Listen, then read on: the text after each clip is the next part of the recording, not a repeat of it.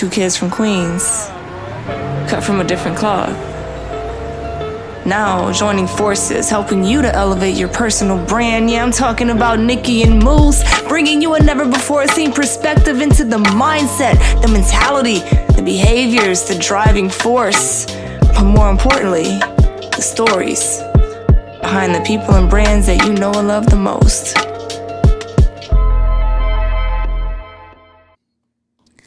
Was poppin'. Welcome, Nicky and Moose. I'm Nicky. That's Moose. What's up, Moose? What up, y'all? And welcome to the YouTube Livey. Oh, we got the after show vibes. Hold on. Let me get this right. There we go. Shout out to everybody who's watching this live, the replay. Please share, like, comment, drop where you're watching this from. Of course, we're going to be talking about target audience, how it pretty much shapes our brand strategy and how we maneuver in these digital streets. But before we get into that, we dropped our new episode, episode 94, I believe, with Brandon Shot Me today or whenever you're watching this.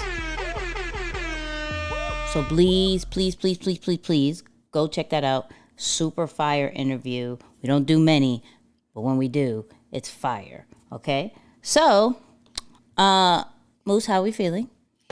Feeling good, man. Feeling good. I was just telling you I got a lot of energy coming back from my last trip. So just utilizing as much of it as possible to progress.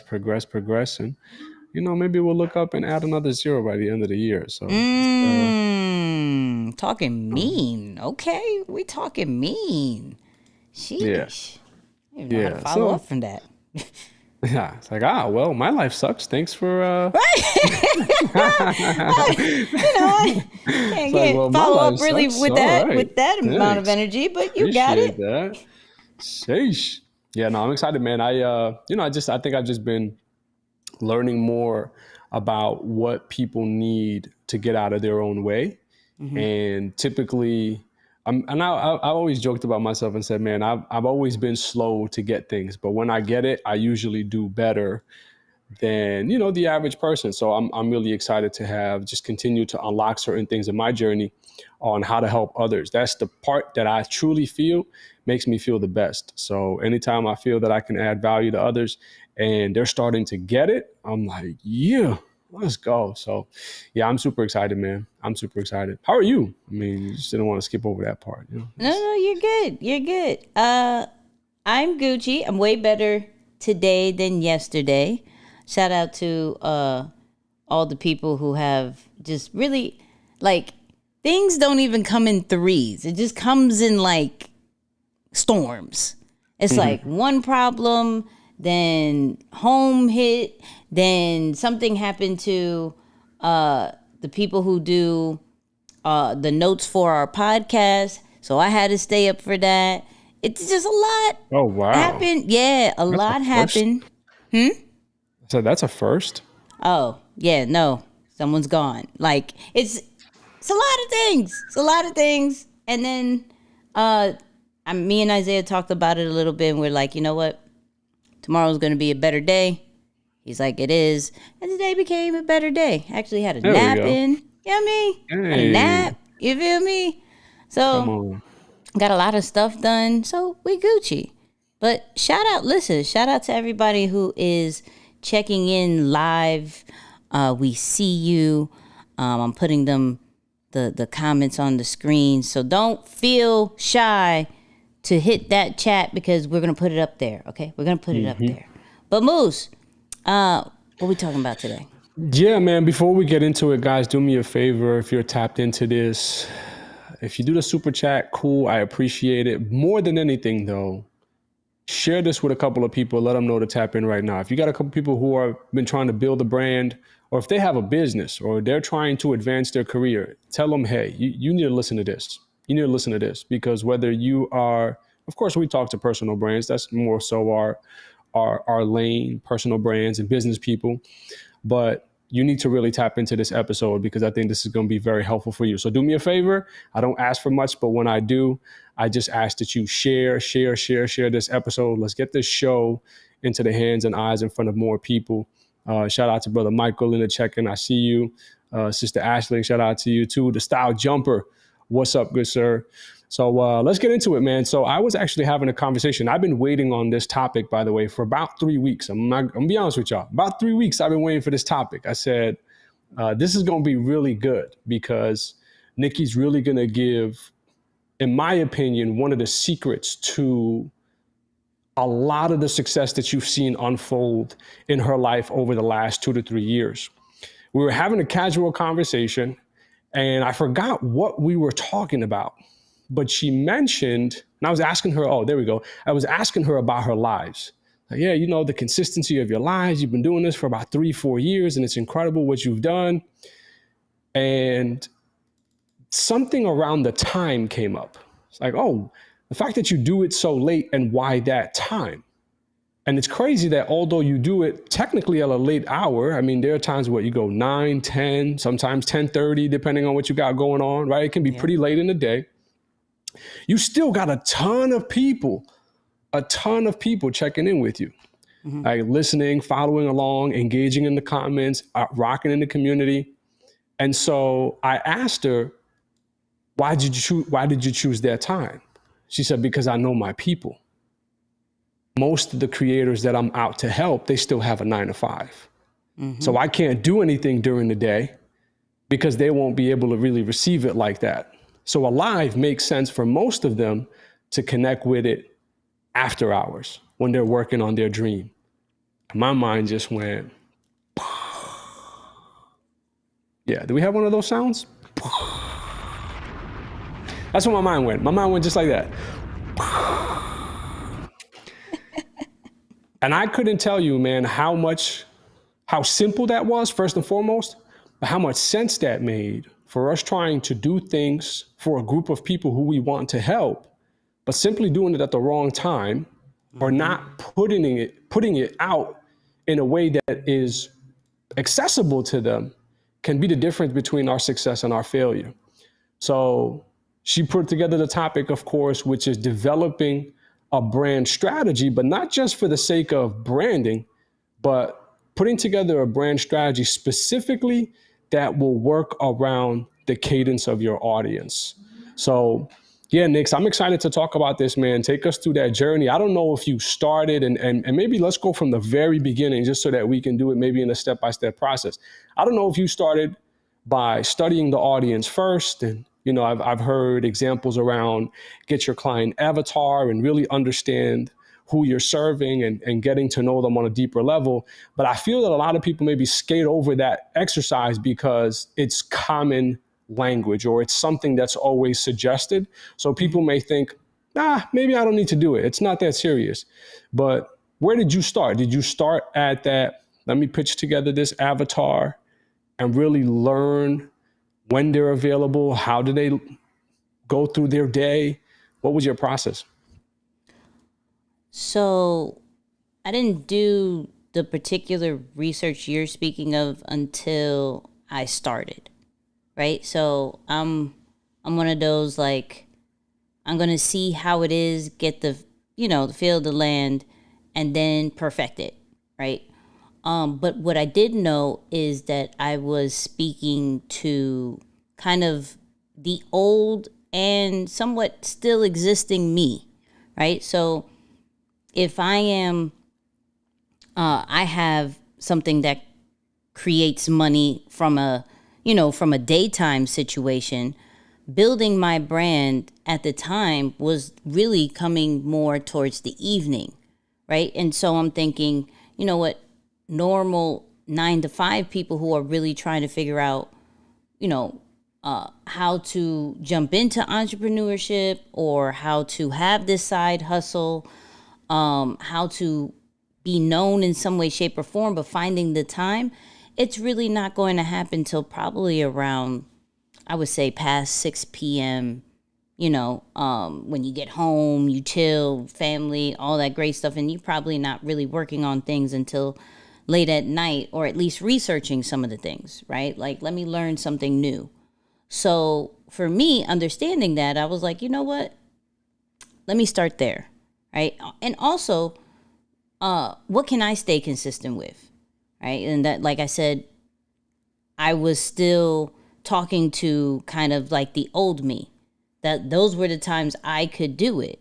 And so if I could do it there was someone who was going to listen, right? But as I got, as I grew my brand and of course got some more time and understood as they continue to come in based off conversations and what was needed, I adjusted certain things such as I realized lately I was gaining more of a global audience and more of a West Coast audience. So where before I used to do lives maybe, 8:30, 9 o'clock, to now where I'm starting lives at 10:30, because I'm now hitting an international audience that are trying to learn how to grow through content and social media. So it's always adjusting once you start. Okay, how can I learn the most about them? What are their habits? What are some of their the reasons why they're tuning in? What are they expecting? And that's really having conversations with them. I wish there was a website or something that is like you put in a keyword and it tells you everything about your audience. There's not necessarily a particular one site. There's multiple things that you have to do, but from a bare minimum standpoint, when you just go out there and you just have conversations, and some people are going to be like, well, I post and no one talks to me, no one comments. Are you asking for them? Right? Are you trying to create the conversations? Are you creating different platforms like lives and podcasts and things like that where they can comment back of some way, shape, or form so you could get to understand your people? Are you sending out surveys? Are you creating email lists that you can then ask them questions later on? Text message groups. There's certain things, and I'm going through it fast, and Moose is probably going to make me go back, but there's different things you can do in order to have conversations with your audience to find out more information. But it really just starts sometimes of just going and a bit of trial. I'm not saying a whole year worth, from 2 years, nothing like that. But I'm saying sometimes you just have to go and see based off maybe the old you or what you used to do. So I'll start there with that. Yeah, I love that. I especially want to tap into the conversation piece of what you said, right? This idea of talking to your people to learn more about them, right? I think one of the things that you have to remember too, especially for those of us who are trying to position ourselves as the thought leader, as the expert in the industry, and we know that credibility matters, that perception, that value perception, or that aura that you bring online. Of course, we know to some extent it really does matter, but you do have to humble yourself and have conversation with people. Responding to people or having conversation with them in no shape or form does it necessarily take away from your credibility. And I have to admit, that was me in the beginning. I used to think that, well, if I'm super accessible, then people are going to think that, well, maybe you're not as good as you think you are, or say that you are, or you're not as busy. So I've come a long way to start to say, no, you have to talk with people.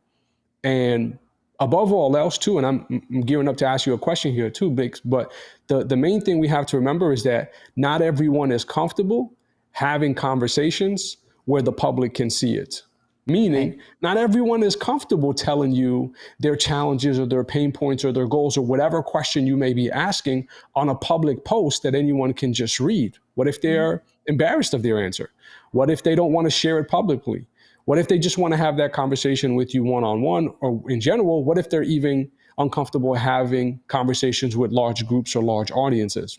Yeah. So that's one of the things that you have to kind of take into consideration as well. But I want to ask you, what are some things that you did to maybe establish the trust or just go about having conversation? And I don't mean this in a bad way, but complete strangers Yeah. in a way that you're even interested in them enough to know their likes and their dislikes. And two-part question, what are the things that you used and said this could be important for me understanding my audience? And what parts were, okay, it's cool that you told me this, but it's not really relevant to what I'm trying to do? Okay, wait, what was the first part? See, you asked me the second part, and I was ready for the second. First part is, how did you go about having those conversations? Yeah. Because you're technically talking to complete strangers. Was it something that you did maybe, I don't know, mentally to get in the headspace to learn more about people or get them to trust you and respond with you? What were those one-off conversations like? And then how did you start to say, okay, this is going to be important for me to learn about the audience, this is not? So at first I had to get comfortable with me, right? I had to get comfortable posting, going live just like this.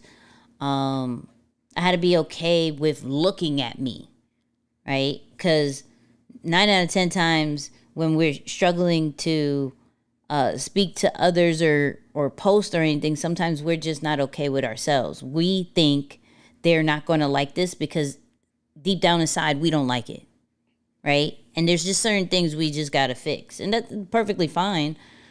But for me, I had to like me and be able to talk to me first. So what no one could take away from me, I'm going to talk regardless if somebody's going to talk to me, and like I'm going to have fun in my head, right? I don't necessarily have to be super verbal in a group, but in my head I have mad conversations, right?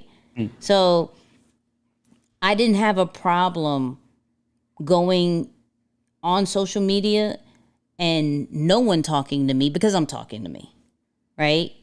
I'm posting something in and if somebody wants to have the conversation with me, great, let's do it, right? Now, I'm speaking to total strangers standpoint, I didn't look at it like that. I looked at it like, what was the point of me creating this post? What was the point of me going live? What was the point of me creating this brand? It's not about me or anything like that. It's really about helping other people. So the only way I can help other people is by talking to them, right? Now, I'm not the super, and shout out to everybody who came this past weekend to Lansing for our event, but I'm not the super like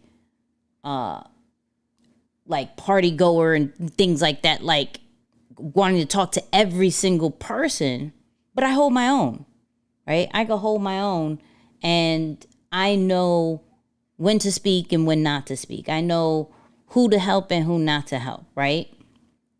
And I lead with that more than anything. I came here to help others. I have a formula, I have a system, I have, a perspective that is going to help somebody. I didn't put a number. I didn't wish the masses loved me. Someone is going to take some of these lessons that I teach, and we're good. So from that standpoint, it was just being okay with me, and then understanding that I'm more on a serving base and not a validation base.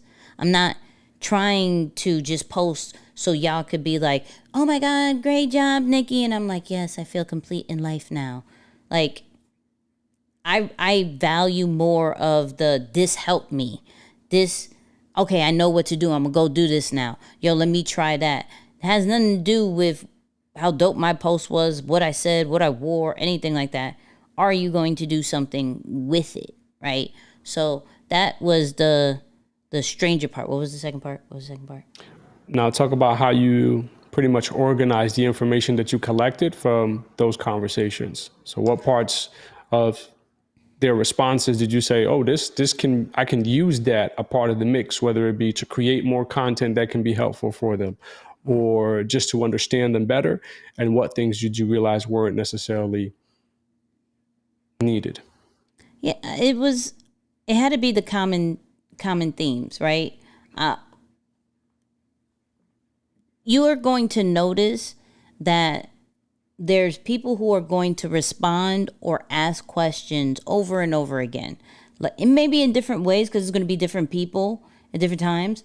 But if I'm seeing a common theme, I'm going to hold on to that. I'm probably going to write it down and I'll make content off of it, because everything that people say, react to, not just only have to verbally say or written say, like what they react to from hearts and emojis and things like that, shares, it shows that people want that.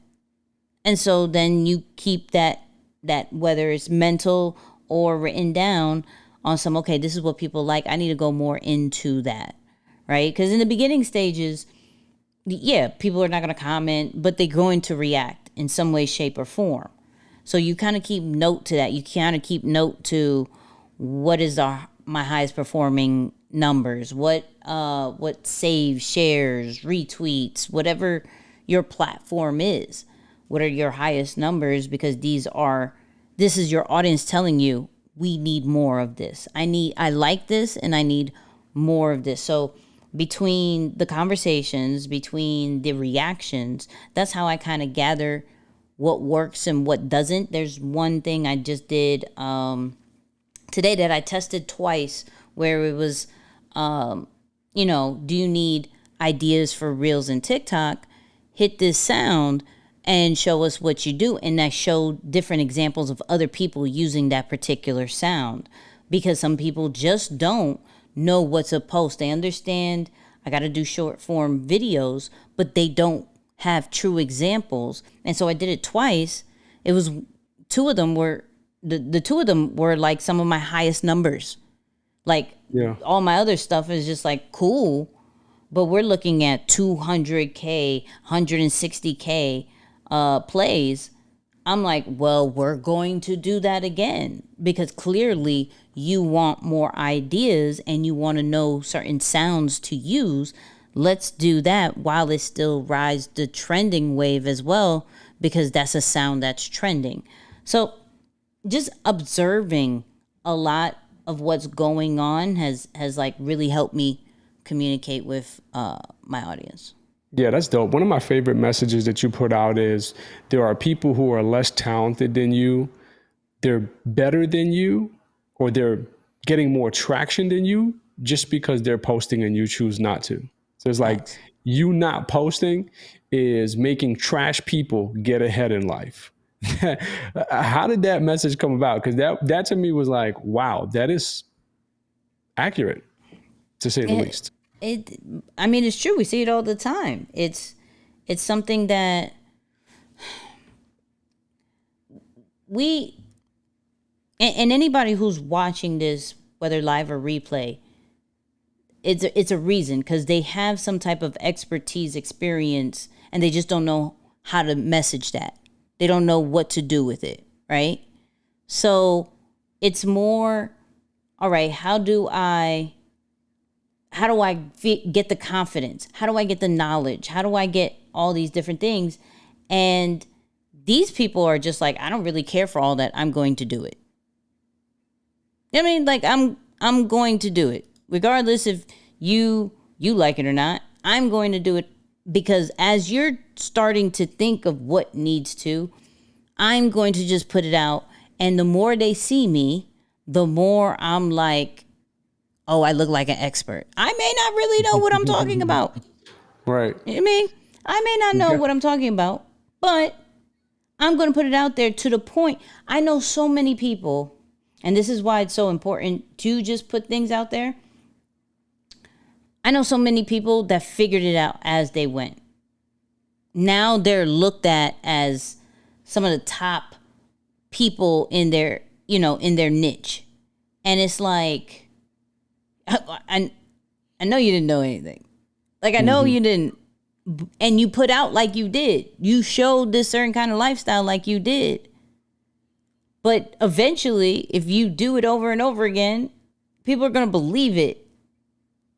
And you could be saying crap, but they're going to believe it because it's the only information, only kind of content that's there.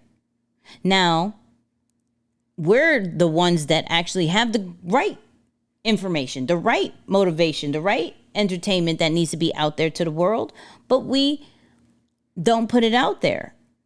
And we're getting intimidated by the people who don't know anything, but they seem that they do because they are always out there. So looks are very deceiving if you don't necessarily go under that hood, right? There's a lot of people who are paying to look as experts.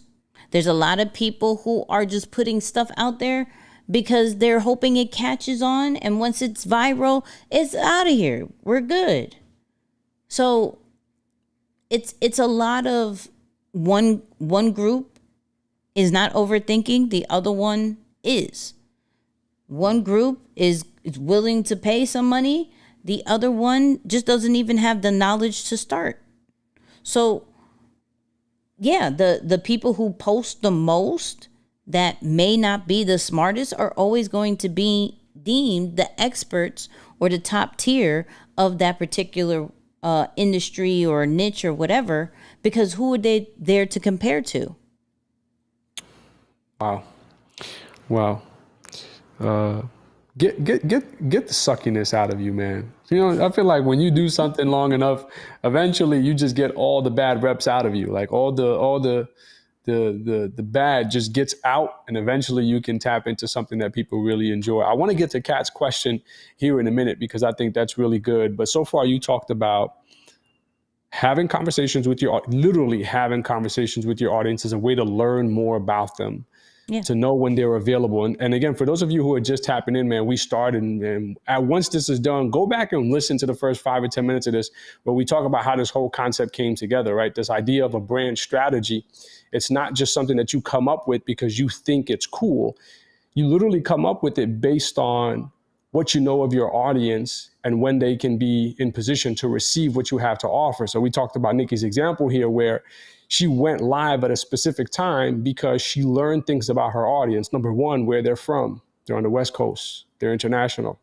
Number two, they're 9-to-5ers. They actually work during the day, so they're not available to just pop up on IG Live and really make note of the information while they're at work. It makes sense for me to make it easier for you to make the adjustments by meeting you where you're at and giving you the tools and resources necessary to get you to jump over to the other end, right? So really minor, simple adjustments. I shouldn't say minor, maybe more so simple adjustments, but make large wave of impact. You talk about someone who's been doing this for 3 to 5 years. I'm always her biggest advocate about that. Just the fact that she's been doing this for so long, that the momentum, the muscle memory, all of that stuff is in place. So for those of you on the fence about, well, when should I start? Yesterday. Start yesterday. Start yesterday, start today, get the bad reps out of you, I'm telling you, because eventually people will forget where you started from anyway, and then you can document and use that a part of your story. Let's talk to Kat's question real quick. Kat said, was the pressure a bit off to make an impact because you were in a situation where you didn't have to worry about creating to make money, basically, right? You had a setup with E, and you didn't have to, say, struggle to make sure that you did produce to eat, or maybe you did, who knows? But all in all, did that help you to become more creative, or what's the deal? So it's funny. I had a conversation with E about just certain things in general, and he made a reference that's sticking with me for this whole week. I don't know about next week, but definitely this week. To where, you know, right now he's LeBron, right? As far as, you know, people know he's going to put up numbers, but what he truly seeks for is to be on Golden State, like having that team that all puts numbers up, right? And so, though, for the most part, there's no real pressure of creating something. The top leaders who've worked with E, they don't have social media, right? Still to this day. Shout out to C. He lurks on the S2S podcast IG account, you know? Yeah. Carl he came one time and then that was fun. That was it. Like it is what it is. We get him more on a private setting situation, right? And then I realized that the majority of the people of that company didn't necessarily have a strong personal brand. So for me, I put pressure on myself. I look at it like, how is this brand going to have longevity if the people who are within are not carrying it as their own, right? You could clearly see the influence that E has on me as far as even in my brand. You could clearly see the work ethic. You could clearly see, the consistency, like understanding that what I do is an amazing reflection of his teachings. Yeah. And so, no, there wasn't true pressure. There was ownership. And there's a difference with that. So I never feel pressure on anything because that causes stress and wrinkles, and I'm too cute for that, right? But what I do make sure, if I support something, true-hearted, regardless of ups and downs, then I have to take ownership in all different ways. And that includes, when you look at me, you see three things. You see Nicky the person, first and foremost, right? You see a student of E, and you see deeper than the brand, which then is all collaborated with Nicky and Moose and everything like that, right? So that was important, and I don't have to lean on E. I help E. I don't lean on E. I don't need him to put up numbers. I help him put up numbers. So, yeah, for me, there was no pressure. That's good. Dang, that's a really good. Hey, some of y'all need to be asking more questions. Clearly, some of you got better questions than what I got, because that was a really good question, Kat. Shout out to you for asking. Let's keep it going, though, Nick. So I want to talk about now actually putting together a brand strategy. So first, of course, we talked about learning the audience so that your knowledge of what they do, their availability, their wants, their desires, their challenges, all of these things become almost the pillars or the foundation in which you talk about or build your strategy on. So now as I'm getting ready to build my strategy, what do I need to be thinking? Like what goes into a brand strategy? Is it simply just a posting schedule? And like we talked about, the availability and meeting them at a time that's convenience to them. Mm-hmm. What else did you include into your brand strategy that when you look back over the last, say, 2 to 4 years, you think really made a hit or caught some attention? So when you know the target audience, you're not trying to speak to everybody. And the weight of trying to hit the masses is gone. Because this is heavy weight. Like, you look at numbers of other people and you're like, yo, I have to do this in order to get this amount of likes, followers, and everything like that, when no one told you you had to do that. We're all here to speak to a specific group. And once we understand the specific group, then everything is tailored around them. Everything from the topics to maybe even the mannerism to, for example, like, I'm not going to scream at my audience because who I have, based off what I know and my research, is that I have a lot of ambiverts and introverts, right? They don't necessarily want to be yelled at about you didn't do this and you didn't do that, right? No, you guide them and you make them feel safe. So, but I wouldn't know that if I didn't understand my target audience and understand who I'm going for, right? So everything from mannerisms to how to create content, understanding that some people receive videos better than written, or vice versa, what platforms are going to be best for that based off your target audience. So it really molds just more than just how I post.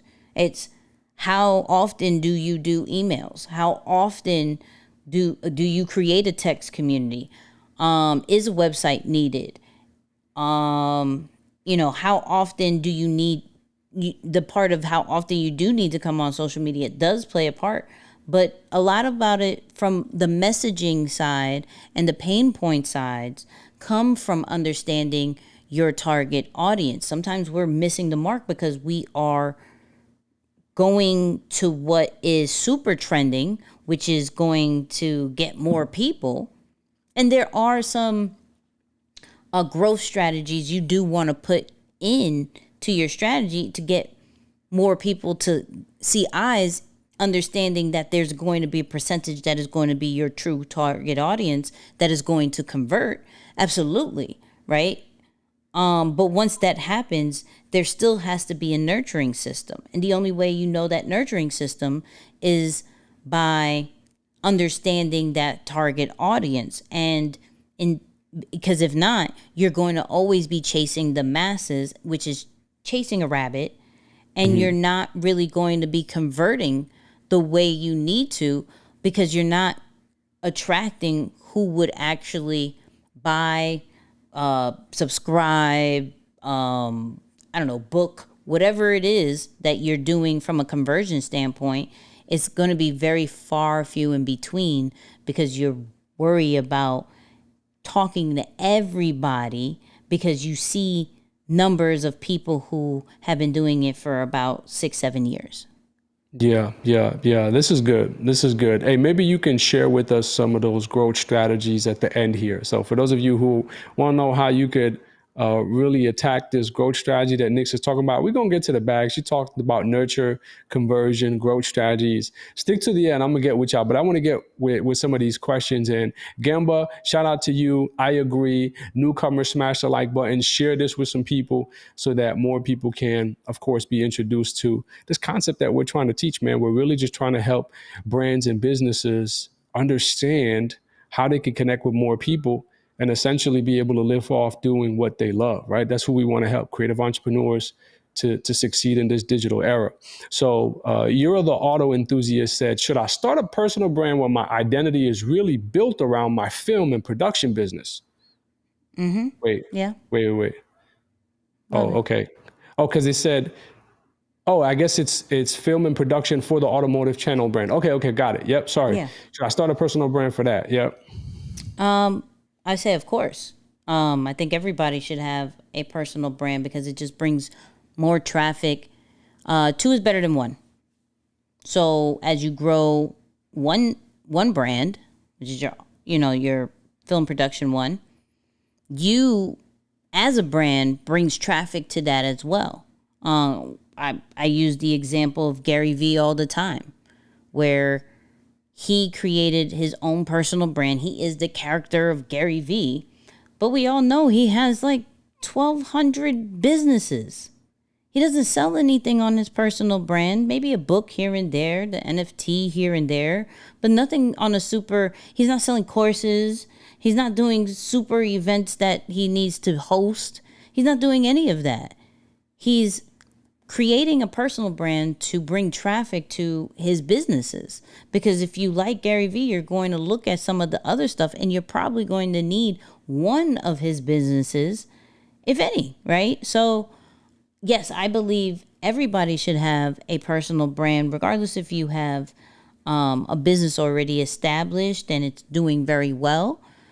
You adding 3 more people, 4 more people, 100 more people, 3,000 more people, and go so on and so on, is going to help your business in the long run. Okay. I love it. Brother Ryan, I see your question. I'm going to get to you here in a second. And yeah, I'm looking forward to seeing you all in Lansing here in a couple of weeks as well. But let's talk about this nurturing system. Does that come first, or does, let's say, the bag come first? Like what comes first? Do I nurture people first? Because I don't know. What? Give us the order. So we find out about the audience. Again, I'm gonna recap. You find out about the audience. You figure out their availability. You do some of these different things to talk to them one-on-one. You put your strategy in place so that you're available for them in a helpful and resourceful way. Now, what comes next? Both of what you said from a nurturing and the bag thing. So we got to understand, some people are just ready to buy. Okay, once they find that you have the solution, that you are in constant pursuit of this particular topic, they're ready to purchase, right? But there's some people that are going to need more information, need to look at how consistent you are, need to understand that it's not just about you, that you actually somewhat care about your audience and your clients and things like that. So, of course, there is a nurturing system to where I want to keep you, that you're my community, I'm here for you. But then there's also those people who are like, oh, this is exactly what I've been looking for. Boom, let me press this this link. Let me do a one-on-one. Let me buy a course. Let me buy merch, whatever it is, and they're good to go. You want to have kind of both things set up in the very beginning. And what a lot of people think is that I have to have a certain amount of followers, subscribers, milestones to be able to monetize, to be able to create a community. And that's not necessarily the case, because you're missing opportunities if you don't. Because like I said, there are some people who are just ready for you, right? They've been looking all over social media and they like what they see and they're ready for you. So you got to give them the option to, hey, if you're ready, here it is. If you're not ready, I'm here for you with all this other information that I have, all this other motivation, entertainment that I have just for you. So having both systems is very important from literally day one. Now, of course, I don't want to put too much pressure, because some people are like, yo, I have a brand, I don't have any products and services. And that's okay. You got to figure it out though, right? As you are figuring out, you perfect your nurturing system. You keep them there. You make sure that turnaround rate isn't growing, right? And so when you do drop something, they're super excited. They're super hyped up. They've been waiting for what you needed to drop. But what I don't want people to do is get discouraged when you're hearing this and you choose to move in a direction of setting things up in both sides and no one bites. It's setting it up. It's not guaranteed, right? You have to set yourself up for when you are ready, when they are ready as well, to be able to become more than just a looker. And now they become a client, a business partner, a collaborator, whatever it is, right? Just because you set it up doesn't mean it's instant success. Yeah. It just means you're setting yourself up for success. Yeah. Hey, Marky, I see you in the comments, and you mentioned Charlemagne and the Black Effect. Let me tell you something. We are available. We can check our schedules. We can check our schedules and make something happen. Please send all inquiries to the email that is listed somewhere. What is the email, Nix? Nicky at Deeper Than the Brand, but I'm going to say this. Mm-hmm. It may shoot us down, and I'm cool with that.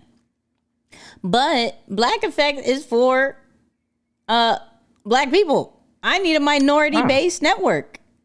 You feel me? Okay. Hey, well, Charlemagne, come on, man. I didn't know that. I honestly didn't watch the show, but I respect Charlemagne's work, so I'm willing to have this conversation. He has a network. He has a podcast network called Black Effect. And I'm like, yes, that's great for a small smidget of us, right? But not the totality of Nicky and Moose. It'd be half of Nicky, not even the It's like a complete quarter. Nicky. It's a quarter. Yeah, It's 25% of the Nick. show. Yeah. Yeah. I mean, I am from, the motherland. I do rep Africa, like for real. But, Okay. I All right. get, All I would say right. Look I at him. literally thought the Black Effect was Man's an gonna actual come show. out I didn't with know. collard greens and You know mashed what I'm saying? potatoes. Yeah. Come on with it. No, I love it, man. I love it. No, I saw another question. Bobby said, though, when did you become aware that you knew exactly who your audience was? I don't know if I had a specific date, right? But going based off what people continue to ask, like, Nicky, how did you do this with E? How did you like? And I'm realizing it was like speakers. I'm realizing in the beginning, like especially in the beginning, it was speakers, coaches, and I'm like, okay, artists. I was like, okay, we're looking at not necessarily companies that continue to ask me questions. What did I do? I grew someone's personal brand. So who am I going to attract? Personal brands. Okay. So now I would have some random ones here and there. I still get some random ones just because they're like, I really don't know anything about social media. You are who you are, and I just need your guidance, right? I had I had a one-on-one with somebody who does mold removal. Interesting. Right. Learned something new in this whole one-on-one situation, did like a little content formula for them. And I was like, wow, I didn't even know this was people look this up and things like that, right? But though I could help everybody just like that, I realized where I could really shine is people and people with messages. And so once I realized that based off what I did and those people who continue to come to me, that's when I realized, we just doing, I'm not interested in the, shout out to AT&T, but I'm not interested in the AT&Ts of the world. I'm interested in the people and growing their stuff. Yeah, this is a good question to double up on. And I know Brother Rye asked this for me, and I'm going to answer it too, but I want your perspective on this. And he said, when you have a tool like the flight assessment and you know there are many people that could benefit from it, how do you know what audience to start to market to? Oh, wow. That's really big. Hello. Well, you go first because you're Mr. Flight Assessment. Hello. Well. So here's the thing. I mean, I think that the philosophy that I use when it comes to this stuff is you can help two groups of people. You just can't market to them at the same time. So I'm a big advocate for diversifying your business, your portfolio, diversifying your whole life. And when it comes to that, think about what group of people can I serve with the tool online?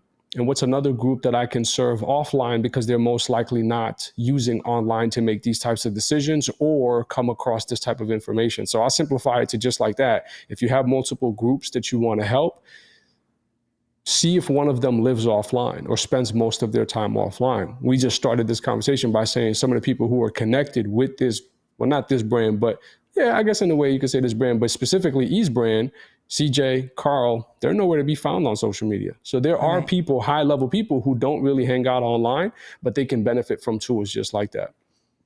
This is true. And I would say, because literally, this is, y'all in my head. I swear, the audience be like in my phone and in my head sometimes. For me, I didn't rush the tool because I needed to understand where exactly the audience truly needed that tool. Understood the tool was needed, right? And even dibbled and dabbled with it, right? But really paid attention to the pain points, really paid attention to the movement of the audience, and then looking at the benefits of what the flight assessment does, and then going to have a conversation with Moose on some, okay, how does this make sense if we have the certain people in place? How does this make sense for this particular audience? And moving in that kind of direction. But just because you have a tool, not saying new because I don't know how long you've had the flight assessment, but just because you have a tool doesn't necessarily mean it needs to be applied right away. Like, you sometimes have to sit back and really, like, not force it down them, because we all know the benefits of the flight assessment. And if you don't know what the flight assessment is, go to flightassessment.com. Moose will probably explain a little bit in a little bit, but we all know the benefits of it, and we all know how it's changed our own lives. But you have to get everybody to understand the message in the niche that you're in, because from a flight assessment standpoint, that's definitely more, from my point of view, more of a personal side of things. Like, you, the person, is getting needs to go through that, right? Now, as you break it down, yeah, it's going to be needed for fitness people. It's going to be needed for ministry. It's going to be needed for relationships, branding, things like that. But you have to sit with it and figure it out, because if not, you're going to go too on the personal, forcing it into your niche when that's not what they came to you for. That's good. That's good. Hey, we got a couple of minutes. Let's talk about these growth strategies that you're using right now before we close. Just as a nice little bonus for those who stuck around, what are some growth strategies that the people can use to help reach more people, connect with it on a deeper level with their audience, and of course, be able to convert, especially if they're ready to do so? Yeah, so trending topics is always going to be one of those things, but trending topics more from how do I place it towards my niche is definitely going to be what that is. So, for example, and I actually broke it down earlier, I have now this pretty much doing it once a week situation where I'm giving out different ideas of what to do for short form videos. But in the same time, I'm using a trending sound in order to catch that wave, because I understand people are going to be watching it, but I'm not conforming into what that sound or that trend is. I am still making it about my brand, taking advantage of the upward wave that it has, and in hopes that some of them are going to convert. Some of them are at least going to engage with it, and that people will eventually follow. Me doing that growth strategy there has gained me over 1,000 followers in about, I would say, a week or so, right? Wow. So understanding what is happening, right? Whether it is a particular topic that people are talking about, whether it's a particular sound, a filter, a new feature, right? So we all know at this time that this is being recorded, short form videos have been taking over from a real standpoint, TikTok, shorts. This is where things are, right? So if you take advantage of short form videos at this moment, then your brand is going to get most exposure that is gotten compared to going to do long form videos in certain platforms. Not talking about YouTube, shout out to YouTube, right? But long form videos on certain platforms, pictures, audio waves, those things work to an extent. But if you want to get the maximum, you want to pay attention to what are these platforms putting their energy to. And so if you could pay attention, normally what I do, I'll go on the blogs of the actual platform. Each platform has its own blog. And tells you what features are coming out, or especially if they're giving certain tips about a particular feature, you want to pay attention to that, because that means they're putting energy to it. And if you give energy to that particular feature, they're going to reward you, because the effort that they did on their end, they want to reward the people who use it. So those I'll say those two things, from a understand what the platform is putting their energy to, and then as well from a trend, using trending waves, and I say waves not just necessarily sounds, because there's multiple things that could be trending. Shout out to everybody who used the Usher meme and the Usher sound, because that has been going crazy, right? But those people who've used it have gotten the exposure, and some have converted and some haven't. So understanding those two things could definitely help with your growth strategy. Yeah, that's good, man. That's good. It does seem to me that it is a balance of research, of course, or staying up on, like you said, what do platforms want to make the most use of or pour their resources into, and then some trial and error in a way that is strategic. It's not just trying for the sake of saying, oh, well, I tried and man, it didn't work for me. No, but how intentional are you with some of the things that you are trying, so that you can bring effort and energy, of course, and better outcomes to the things that you're after. Nix, this was a fire conversation, man. Thank you for, just really sharing your perspective and your experience with the people. This was rich. I try once in a while. Yeah, once in a while. I do it all the time. I mean, I do it all the time. I try once in a while. You've been killing these lives. I just want to add two cents once in a while. You know what I mean? You got a couple dollars today, though. Huh? I said you got a couple dollars though, so more than just a couple cents. I did, but it's all good. Next week we're going back to you, because I like when Moose talks. I look forward, people, to when Moose does his thing, because I always crack on him on some he's deep for no reason, but no reason. Yeah, really for no reason. But in each of those conversations, I learned something, or I'm aware of something that I wasn't before. Maybe I missed 85% of it, but that other side right there, oh, I'm running with it. So little 15. Yeah.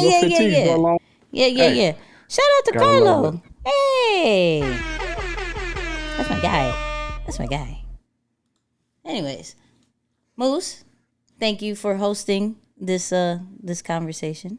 Yeah, no, my pleasure, man. This was fun. I mean, I love that, folks were engaging in the comments, man. Shout out to you who were asking questions, engaging in the comments. We appreciate the love. Shout out to everyone who left us a super chat. We definitely appreciate your token of appreciation. We're just very appreciative of all the appreciation. We just love you guys. Yeah, we just got so much appreciation. Absolutely. So, man, this is awesome. Yeah. Do us a favor, go share the podcast. That's all we ask. Share the podcast, put it on your stories, take a screenshot that you listen to it, put it out there. I don't know if I showed Moose, but we're in so many different countries. I don't know if you saw my stories. We're in Jamaica. I haven't. Yeah. Hold on. Can I pull up my stories real quick? Or I'll just hold on. Let me pull up real quick, people. Give me 3 seconds. We were in Sri Lanka, which we realized that we were on Malawi. What is that? Malawi.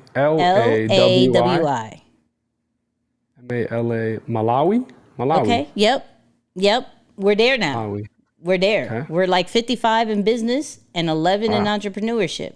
We're in Thailand now. Okay. Come on. Right? We came back to Trinidad and Tobago. Bahamas, South Africa. Yeah, we're in the charts for a lot of places. So shout out to all the people who watch and listen to Nicky and Moose. We appreciate you. All of that.